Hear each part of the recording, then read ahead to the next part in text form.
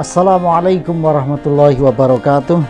Sedulur sedaya rahimakumullah, semoga Allah Subhanahu wa taala senantiasa mencurahkan kenikmatan, kanugrahannya kepada kita semuanya, sehingga kita selalu senantiasa diberikan kesehatan zahiran wa batinan, rezeki yang barokah, manfaat dunia akhirat. Dan semoga channel ini benar-benar bisa memberikan manfaat bagi kita semuanya. Jangan lupa like, comment, subscribe, dan share supaya lebih bermanfaat. Sedulur sedaya rahimakumullah, kira-kira apa yang ada di benak sedulur sedaya, apa yang ada di dalam pikiran sedulur sedaya ketika mendengar kata poligami? Apa yang ada di pikiran kita? Mungkin di antara sedulur sedaya ada yang berbunga-bunga, atau ada yang merasa bagaikan diguyur air panas. Karena memang sebagian di antara kita yang tidak sepakat, tidak sependapat, dan tidak bisa menerima poligami, maka mereka akan merasakan bahwa ini adalah suatu hujaman yang sangat luar biasa ketika mendengarkan kata ini, bagaikan disiram air panas di dalam tubuhnya, sangat sakit dan menyakitkan. Tetapi kosok wangsulnya itu apa? Kebalikannya, bagi orang-orang yang suka, menikmati, berkeinginan, maka dia bagaikan minum air dawet. Bukan air dawet, tapi minum es cendol di suasana terik matahari yang sangat panas sekali. Artinya apa? Sangat suka dan sangat mendukung. Itu sama persis dengan apa yang dirasakan oleh Khalifah Al-Mahdi. Beliau termasuk seorang khalifah pada Bani Abbasiyah. Ketika beliau sebenarnya sudah cukup lama menginginkan berpoligami, namun dia masih agak kesulitan untuk bicara dengan istrinya, mengungkapkan perasaannya, keinginannya untuk berpoligami. Sehingga dia selalu bingung mencari waktu yang tepat, bagaimana untuk ngomong pada istrinya. Mungkin sedulur-sedaya ada yang memiliki kegundahan seperti Khalifah Al-Mahdi. Nah, mungkin nanti sedulur sedaya bisa mengikuti trik ini, triknya Imam Al-Mahdi, Khalifah Al-Mahdi tepatnya. Kemudian ketika pada suatu saat Khalifah Al-Mahdi merasa sudah tepatlah waktunya untuk berbicara dengan istrinya, yaitu Al-Khaizaron, nama istri beliau. Kemudian beliau bertanya, "Wahai permaisuriku, izinkanlah kakandamu ini untuk menikah lagi." Kira-kira bagaimana jawaban sang permaisuri? Buak! Tidak boleh. Ora sudi aku dimadu. Ya, seperti itulah jawaban dari permaisuri Al-Mahdi. Namun demikian, Al-Mahdi tetap bersikukuh dan menjelaskan. Beliau menjelaskan, "Aku sudah mapan ekonominya, kamu aku cukupi. Bahkan untuk mencukupi beberapa istri seperti denganmu, aku mampu." Beralasan lagi, masalah kemanusiaan. Apakah kamu tega melihat janda-janda yang banyak seperti itu? Tidak ada yang ngopeni. Maka aku meminta izin untuk berpoligami karena ada rasa kemanusiaan di dalam diriku.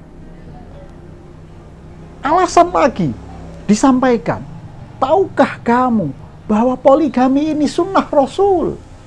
Kesunahan yang dilakukan oleh Rasulullah Muhammad SAW.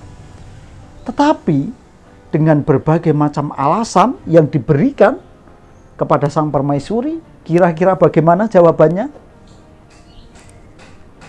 Tidak. Akhirnya itu menjadi perdebatan yang terus menerus. Akhirnya pada suatu waktu kemudian sang permaisuri matur, "Wahai suamiku, sepertinya kalau seperti ini terus permasalahan kita tidak akan selesai.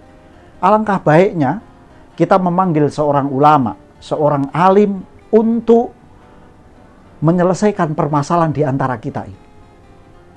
Kemudian Al-Mahdi mengiyakan, "Oke, bagaimana kalau Sufyan Ats-Tsauri?" Karena beliau berpikir bahwa Sufyan Ats-Tsauri ini sangat dekat dengan Al-Mahdi. Jadi kemungkinan besar akan mendukung. Nah, bagaimana kalau Sufyan Ats-Tsauri? Akhirnya sang permaisuri menjawab, "Oke, nggak apa-apa. Imam Sufyan Ats-Tsauri, aku mau beliau menjadi penengahnya." Singkat cerita, kemudian dipanggillah Sufyan Ats-Tsauri ke dalam, ya, ke dalam Khalifah Al-Mahdi. Kemudian di situ Al-Mahdi menyampaikan apa yang menjadi keinginannya untuk berpoligami. Kemudian dia berkata, "Wahai Sufyan Ats-Tsauri, kau adalah seorang ulama, maka tolong tengahi permasalahan kami." Karena apa? Karena aku ingin berpoligami. Aku ingin berpoligami. Sedangkan Ummi Rasyid ini, Ummi Rasyid itu ya permaisurinya, karena anaknya namanya Rasyid gitu.